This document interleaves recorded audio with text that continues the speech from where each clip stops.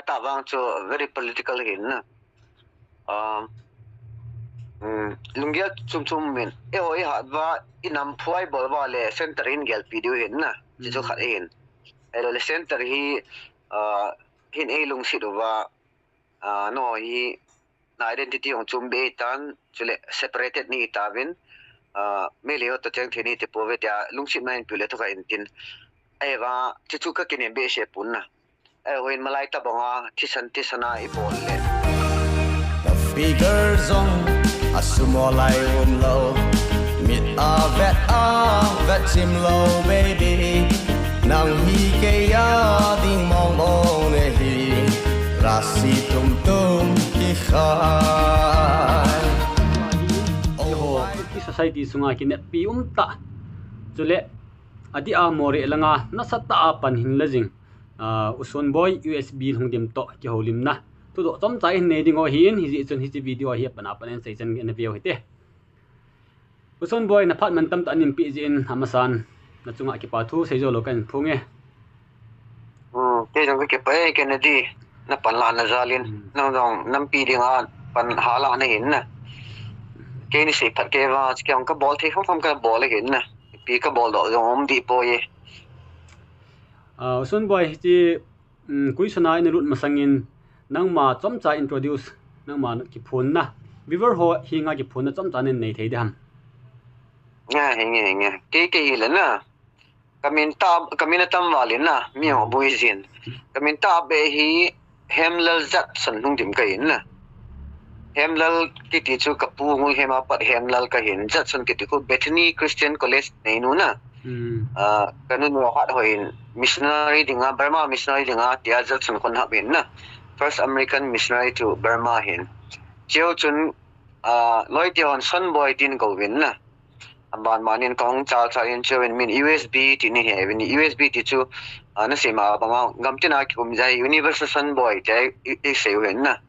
chong pha jawin ka hei hat be se chun nam pi chu ke da tin min ko ken na e chu kamin ta che hem lal za sun boy ka hin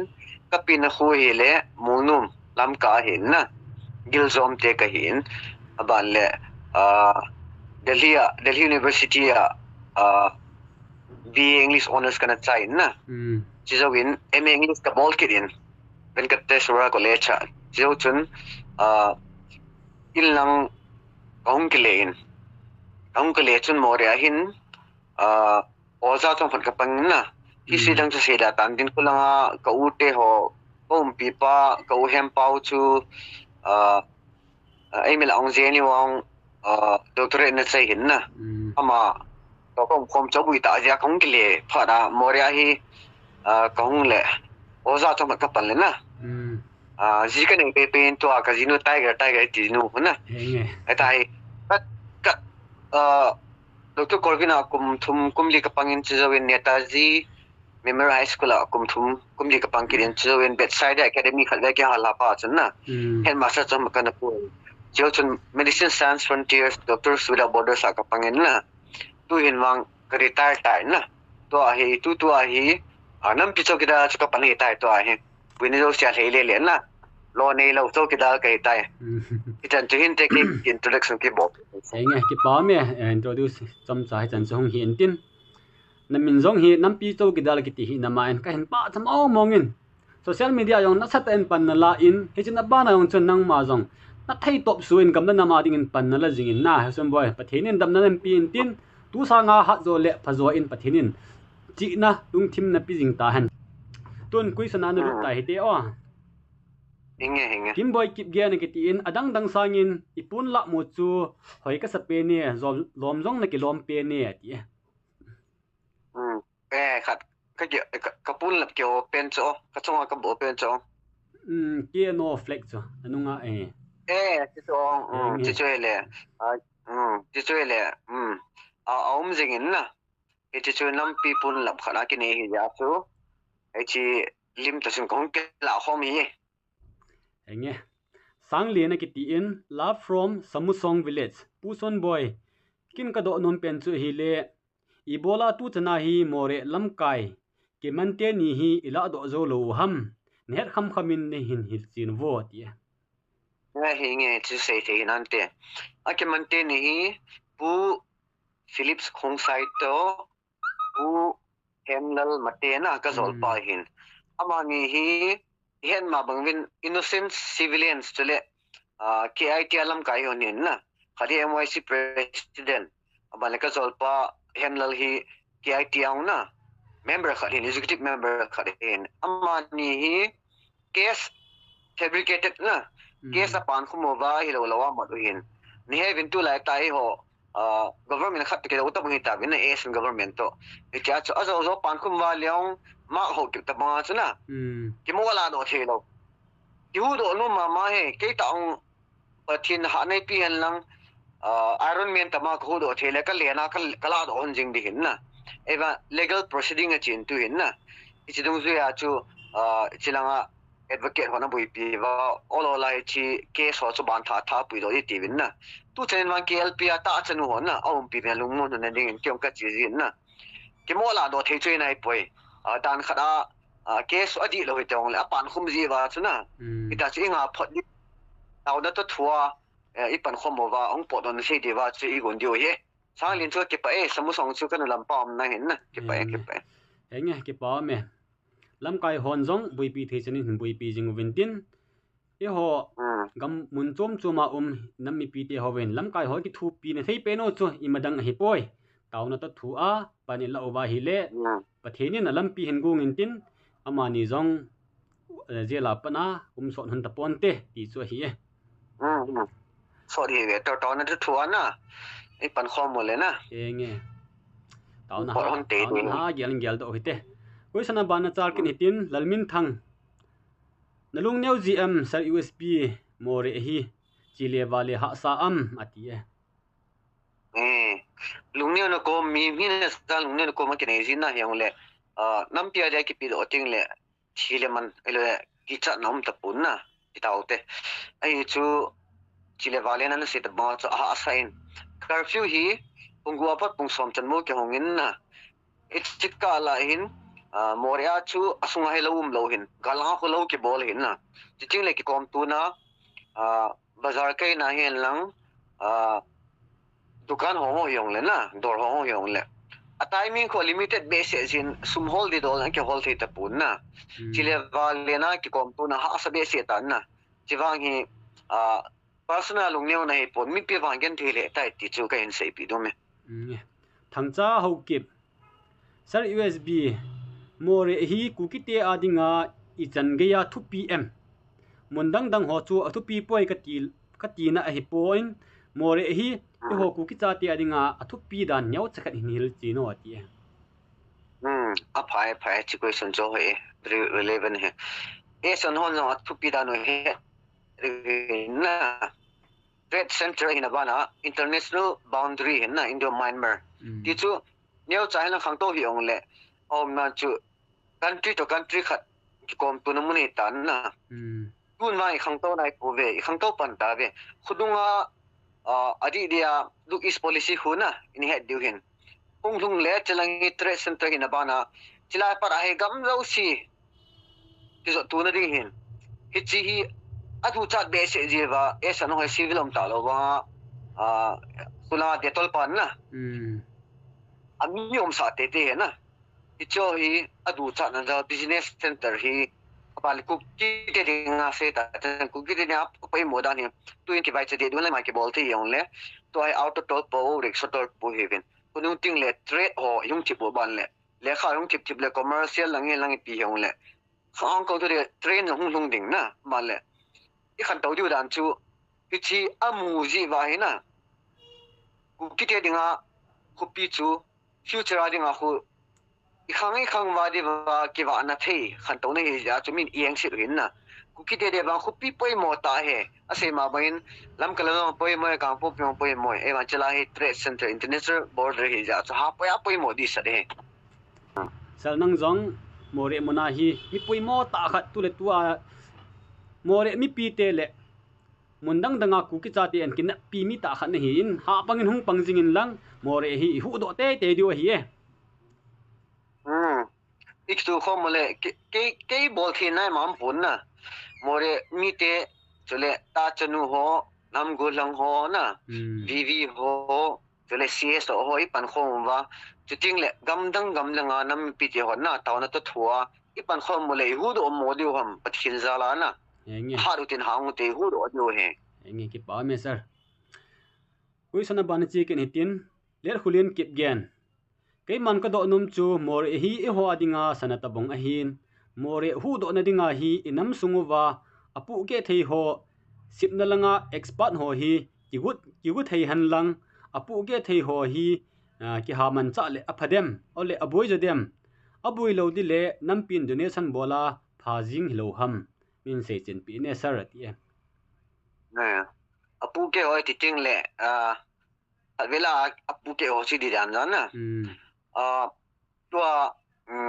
heta bin gulang ha ta school kai ban heta ta na tong ma heta ta nam ngai lu na zala more hu na linga vivia pangu hin na vivi titing le sam sao sam chama bona ki wa mai tan na pu ke hong cha bo ve khat yong na ve bin na le si chong na mu kha lo khat na mu diu hin chila pa kar tu sa esper titing chuna na mu diu hin na sida bang chu ke ong kam mu kha mina sa ta tai nei ve pu ke ho chu a pha dung siam hon om na chla esan ho ong ha cha lo le chong pu ke tho ding hin na tu tari ya wa hi mo pu ke sanga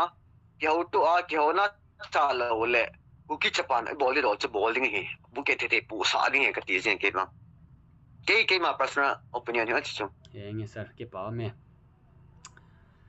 kuisana ban chi kin hitin lun million ho kem sir USB kin ka do nom chu the murder day filma narol khu na ki tu pi le e chule Epih ki bol le e ho ku ki chate hi film langa tua sangin imachal jo thei diu vem ti sir film lang pang na seule chang khu ke ong nau ten moria kom to lam kalang kom ka shooting ne kha dai pan sau hin na chla khu villain role kha chu ka play nan villain e wa chu gang leader kha na gang story hin wa zo na chu mai thai to Tony Sam boy te helam boy mai thai ho again thebe asia nu number 4 na ne hong phat ke phada khununga bible to na hung ping tha on hin film lang wa hi ha boli bol win na hi pon tho le win tu lai chapang ken teleng naw te ho pon win I khan to len sit pe no hin na me le hon hindi film a kha ta bang mai ho hin ke idea pen chele cinema hall hi tun la separated hi ta win na cinema hall hi kampo pya khadu men lang e wa thu bulai chu sele min yoi mo diun na thu hong phat do me re ke separate phole kampo pya cinema hall lin ta kha nei diu Delhi a PVR ho ta ma kho aban le chu chan pon lin tai nei diu aban le hi chi atam jo khoi ma sum ki pu do ki tong hin na mi ho sa ku ki sai ta mi ho san development ni hin sumin tu do wen lang na cinema hall ta ma khom le achanga ma cha lin twin film so village ai bol win na a film ke bol na man saung ke muzi hin na khan to ni pen chu cinema hall lin ta hong tin nam lam ka hon I support lo le khan to lu he ti chu ke idea he ke sei he ki pa me lo million ho kip tu chana ki chi selin sarpan en reply ta in koi sana ban na char kin o hite lion cookie sir igal do hi kum khat hung thing ding a hitan ipia ti le unify command thailo lai ham aji Epih ham thailo ding ham chizo hin ke pu na khat hin na group la ong kana setan the need of the hour is one unified command katin wa cha imite chui hena het ma bangwin masa pada ka command nui area na new hin na ichidinga hi intellectual ho na CSO ho adi din ukin pi manipung lam ka hen lang chitile pau koi jap tho tau te nai isu pitia to hin ki kyau tu hen lang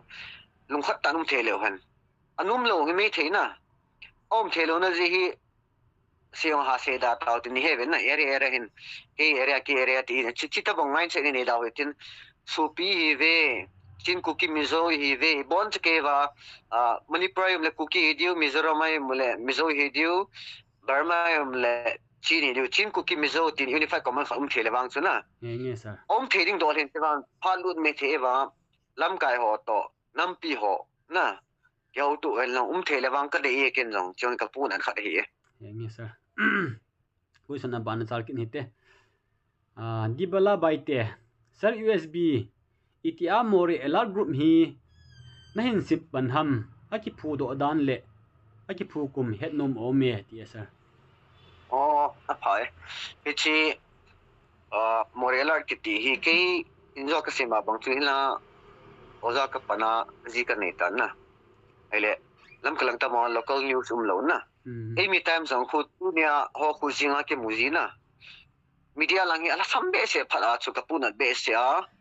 kumsigi thena de tan na a kum chu kai sap the tapun 5 6 7 iti kum me dem lang match na team dem kai match lang ka buya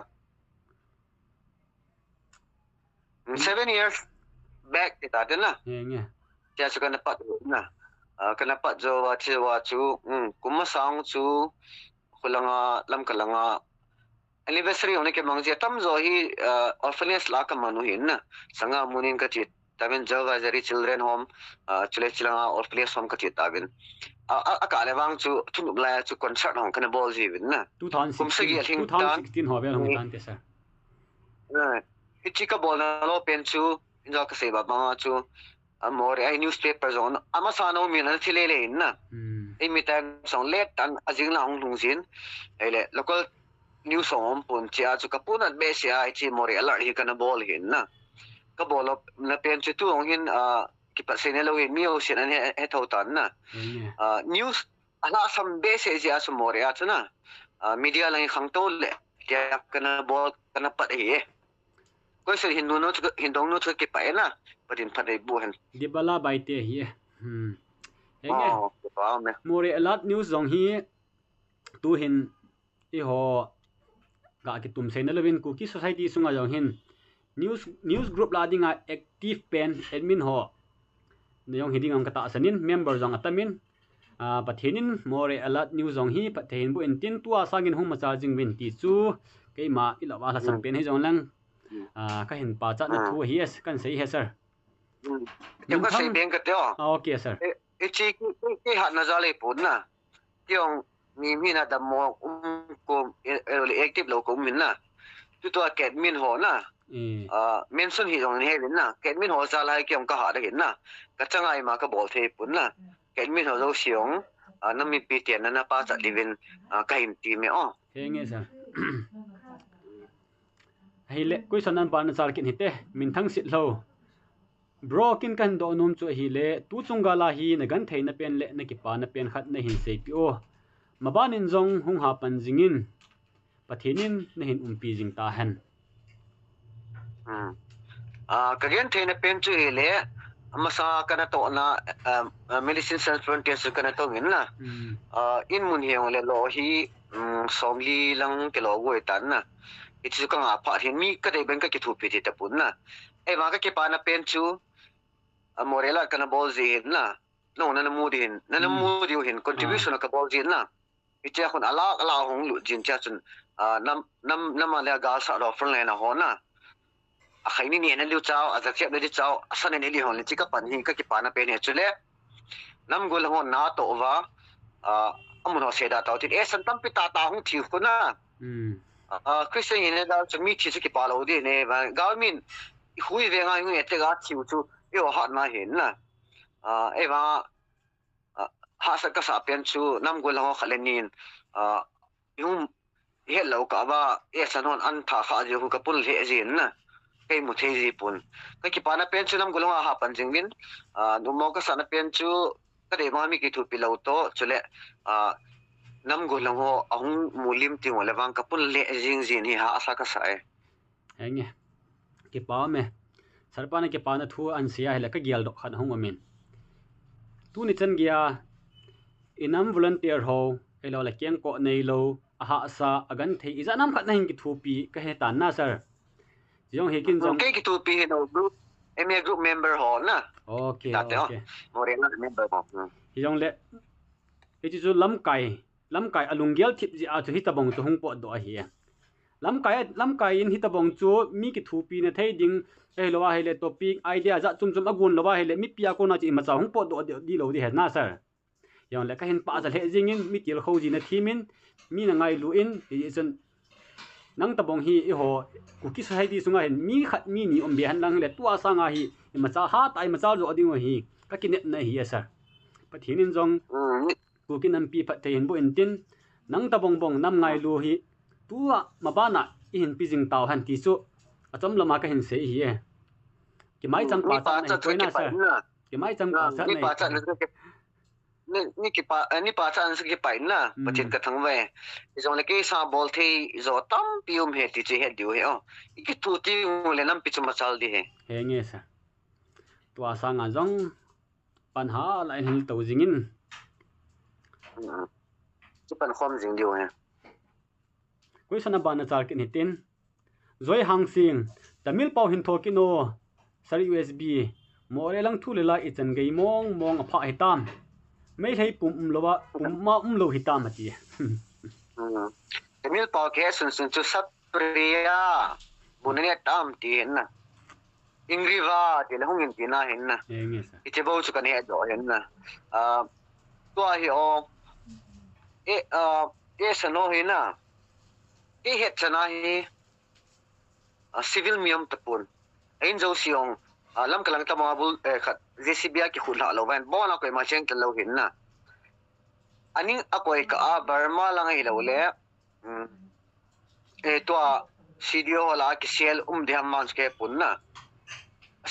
civil mi ba hom ta poem kolkati chu tamil lang ho na pangal ho to itai lumong sila kim ko me yung phai ho thi ta lo su na amo moria lo diu hene wa ise ma bang khu chung la dekol pan moria du char be sa enjoy se ta ma moria de chat be se ya he set forces so asian forces so ya koi dan ti te hin na civil mi wang ke mi mun ka mu ta koi tu hin zoi hang sing analung nyau ta hin mori a hin me thei e san ho civil mi kui ma am ta poi sang pu ku ki lam kai pu kin ka hin do nom chu hi le tu chung bui na a mi pi in pan ala dan na chunga na lung hlei na chom cha hin se yo so pi sang pu ki pa men chi din do chu mi pi pan la dan chu le nam pi pan la dan hi more ana samo mongin adi sada ta chu no ho na panovin akila KLP alam kai te neum piuvin chule veng sunghin akilang win rotation achievin na rotation achievin tang lau hilin aji chu pasai bol thelo nu me bol thei hin na khabele ang chun he diwin khil khala bol khole army hin lam common noi la pen nu pi lam kaya nuwa chu paso ki ji be bin na apan la dan mong hi ana samo mong he di sian ta chun ho ka pa chat num ai le question number 2 an chi pe kin hitin volunteer ho adia na pan la dan jong chom cha hin se yo ti sir volunteer ho dia hi hen ma bangwin phalbilai chun ke pan la nai poina ken injon se tabong chun group ka se jin keng moza ai lo le ha avot lai le keng moza ho ti ge lo akipin na khadin abona ki piso ge onle khadin sir usb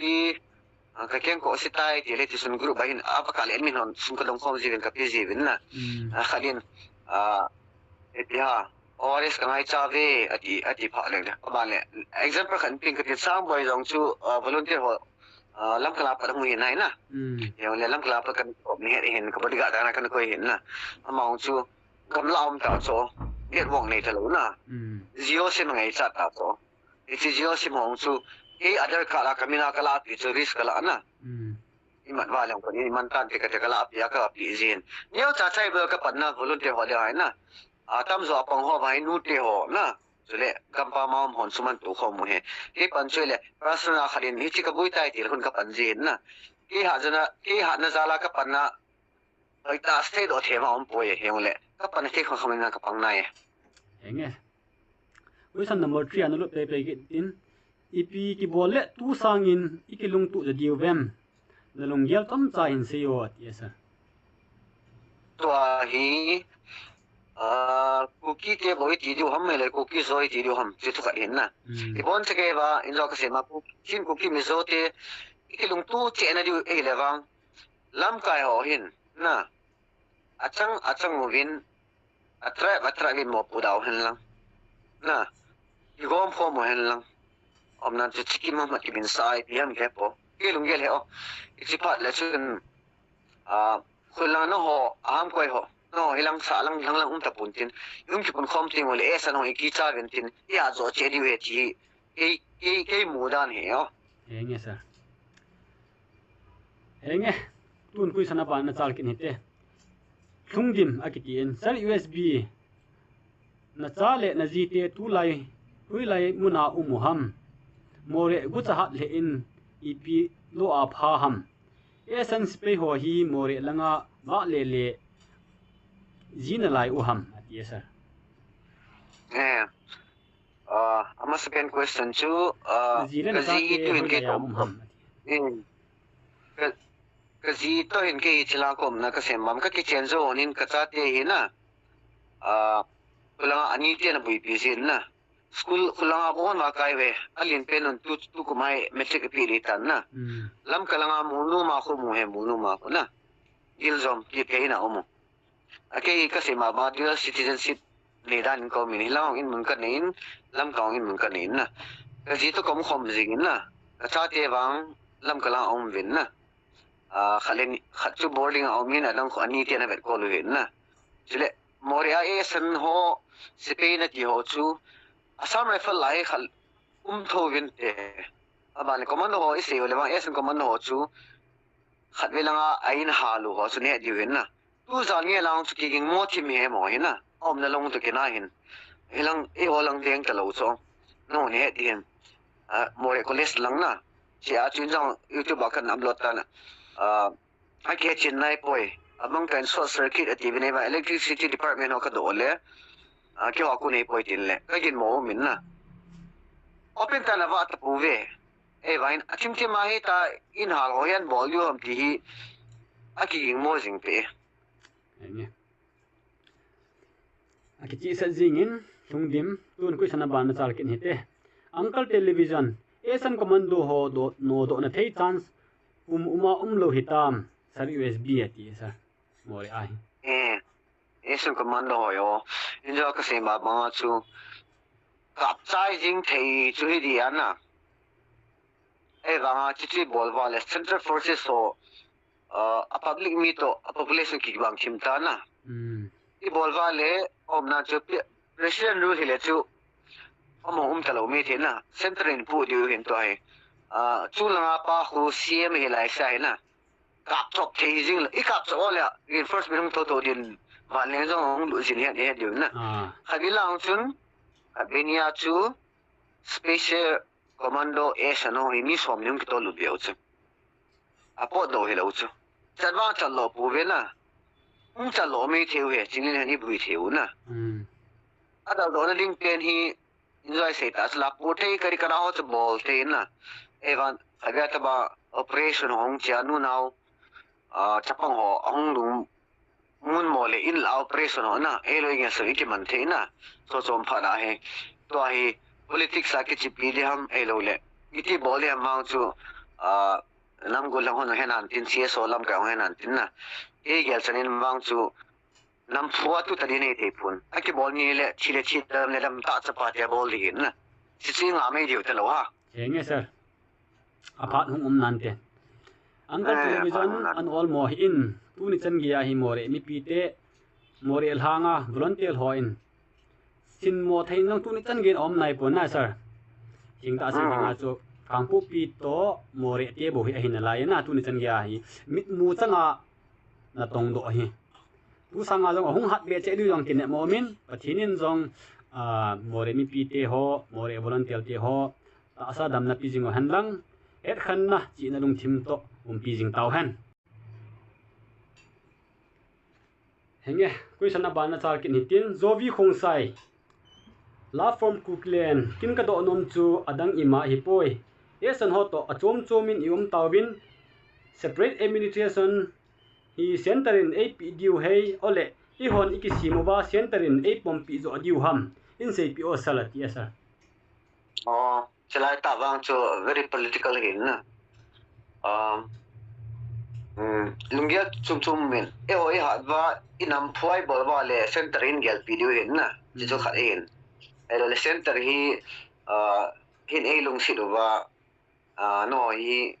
na identity ong chum be tan chule separated ni ta win me leo to chang thini te pove tia lung si main pule to ka in tin e wa chi chu ka kine be she pun na e wen malai ta bonga tisana I bol le chi chu life tam pitaung yung cham me thiu ich chu mi te bi tu te dai movie tu chen pe na po vin na nam phuwang ngai te te kati e won ekipat do ba na e ho so e ni I bol wa le center in pdvm ki mizoram in chom khan independent mu ta bong di chat a chuna ha bolai bole hoi ha wa le ki mun te ti ke gel dan hi enge zobi khung sai hi chi video haina na na hi le thu hi kitchen sanin sarpan don bun na hin pi in na ba dingam kha kinemin separate administration hi I ho ikipat lo ba I mu lo ding o hi ti cho sarpa ko na answer hi e to in boygin sing so na kitin sir usb what do you want to say about non living thing Meitei people about their wild action at yeah non living thing ati do tan ta chana amo hi hen ma bang win christian hi pu win na muna hang ka se yeng chula new song chilangam hi this is where our forefathers fought they hunted na my forefathers hunted this forest my father hunted and we will still hunt and whoever those non-living things maybe wild animals come they'll be butchered in our forest na khatwe khatabang cho igam iya hichi amo chana living thing living thing sei to na animal dana gel do tai amo pipa ba para igam chu ipui pa in galen anne na kino pa gama hong bin mi somla mi galen na ba akichai do bin na thilanga ma mo thun ni dum poe hichi nan living thing chu thing ta ma phu lu de boy ti chun se yo to question dong pa chu enge boygin sing son hichi video ngai han betting ka ta sanin lung na chim om he jing na sarpa ko na answer cho sir paum be se jing e question hi sir to hen a chaina an lu ta hitin ni hu hichi YouTube channel hin bi ho zo si ko ma hi last message na nang na vai tha na num o ma hi le chom cha minute ni ong le nen la thei dam hin seng yo ki pao min now ka ti diam sar ti ding la ke sa na chapong lo na now sir Kennedy ki bin official hin nam ngai lu na zala chen boy na ke pa chan ling me chule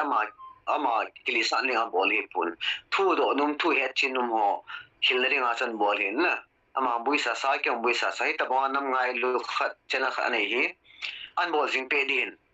ana vet pi jing wen lang question ang tam pi na jong wen lang ki wen mi dang jong a kyo pi num leken line hin le ring ka tin na lam kai ho jong ana subscribe pi wen lang ana zui pe leo chun thu ni het be diu nam pi thu gi lai hong ni het be diu hin ana zui pe wen lang a channel hin subscribe pi wen ta ke ma usb e media channel kong taw na he ki pam be se na sir ka gin chat lo hi en tu ni hitabunga question answer o bol do dinga yong ai chu kin jong nang ni hi na ka he in aji chu I ho nam mi pi te hi I chan ge ya hi I buyo ham ai lo wa le mun tin gam tin ai ta hi na lung thim tha la jung na se na mun akale lam kalanga no ma mi ti le more na na lhun ji akale more lang no ham ti le lam kalanga no om ji hitabong hi na hi na sa ka hin se bang so ki phat lam hi in I jong le nang kin yaw sa ta in aji hi chi ka hin koi san na pa chu ni hin accept in tu ni ha khi mà channel la ki mu tu thei ji in jong na chunga abel velin ajuna ki pa thu ken se la abelin ki pa thu ken se ki ne sir kyong cái pai pathin in dam na in piwa hi le hi khu khat ting le zelen na hin ki mu in tin he chi ting chu le tua ta bonga hi network bui sa ki holim na ta pon tin ki mai tua ki holim na yang hi pathin in dam na in piwa le ni khu khat ting le wang khari be ni khom dingin pathin in na chi wa dam na i pitaw han sakerin ni kazana salam silkai kazana salam thank you sir Enga sir thank you bye bye